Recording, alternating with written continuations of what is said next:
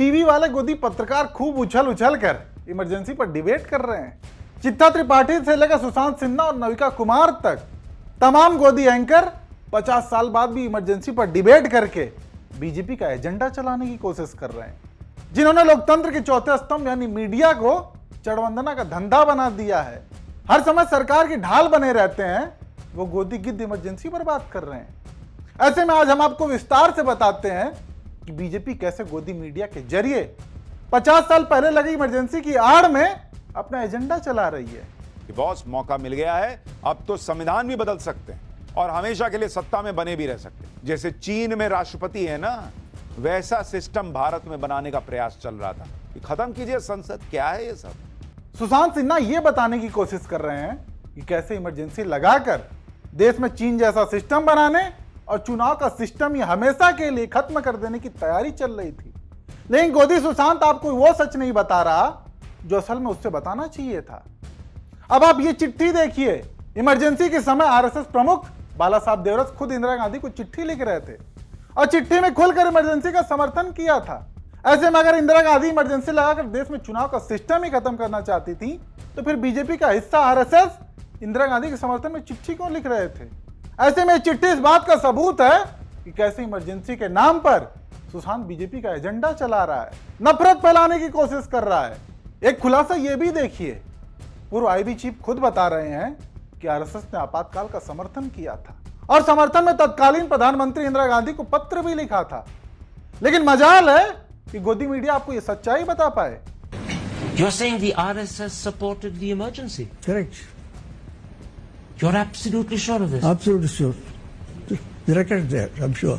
Times now नव भारत की गोदी एंकर नविका कुमार ये अपने चैनल पर बीजेपी प्रवक्ता को बैठाकर यह बता रही हैं कि इमरजेंसी के दौरान अगर इंदिरा गांधी के खिलाफ आंदोलन को कोई लीड कर रहा था तो वो आरएसएस और जनसंघ थी।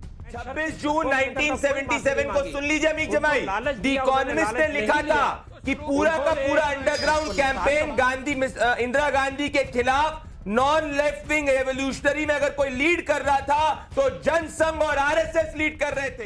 लेकिन नाविका कुमार भी इतनी हिम्मत नहीं जुटा पाई कि वो बीजेपी प्रवक्ता से यह सवाल पूछ पाए कि अगर आरएसएस इमरजेंसी के खिलाफ प्रोटेस्ट कर रहा था तो फिर आरएसएस ने इंदिरा गांधी को चिट्ठी लिखकर खुलकर इमरजेंसी का समर्थन क्यों किया था? सच्चाई तो यह है कि आपको जानना जरूरी है कि 50 साल बाद भी बीजेपी इमरजेंसी पर गोदी मीडिया से बहस क्यों करवा रही है। इसके पीछे बीजेपी का मकसद क्या है? आखिर मोदी जी 50 साल पहले वाली इमरजेंसी की बात आज क्यों कर रहे हैं? वो लगातार 6 ट्वीट करते हैं आज इमरजेंसी पर। इस देश का प्रधानमंत्री 6 ट्वीट इमरजेंसी पर एक दिन में कर सकता है, लेकिन 2 साल से मणिपुर जल रहा है, 2 साल में मजाल हो कि उन्होंने एक शब्द उस पर ट्वीट किया हो। लेकिन आज मैंने कुछ मीडिया के साथियों को देखा उछल कूद करके इमरजेंसी पर डिबेट कर रहे थे।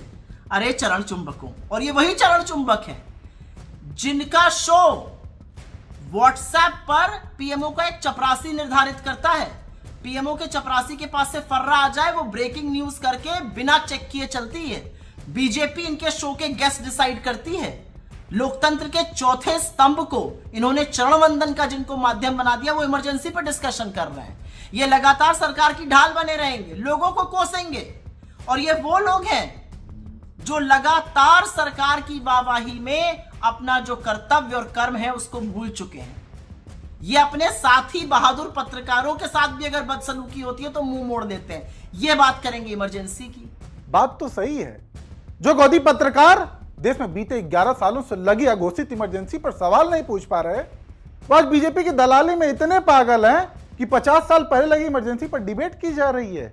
इस मामले में राष्ट्रवादी एंकर चित्रा भी पीछे नहीं रही। वो भी बीजेपी को खुश करने के लिए आपातकाल के 50 साल पूरे इस नाम से एक शो करने लगी।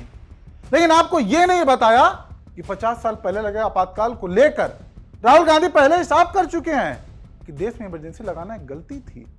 That was a mistake. Absolutely, that was a mistake. And my grandmother said as much.